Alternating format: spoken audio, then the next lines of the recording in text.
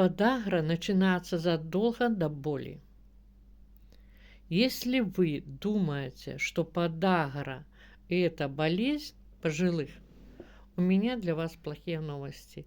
Подагра начинается тогда, когда мочевая кислота годами накапливается в организме. Проверьте себя.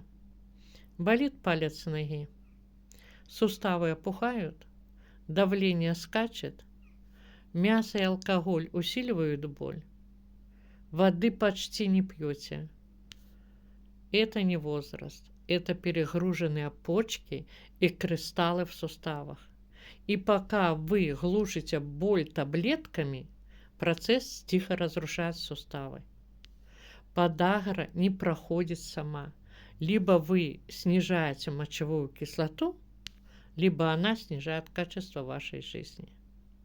Пишите «кислота». Расскажу, с чего реально начинать. Подписывайтесь, если хотите понимать свое тело, а не терпеть боль.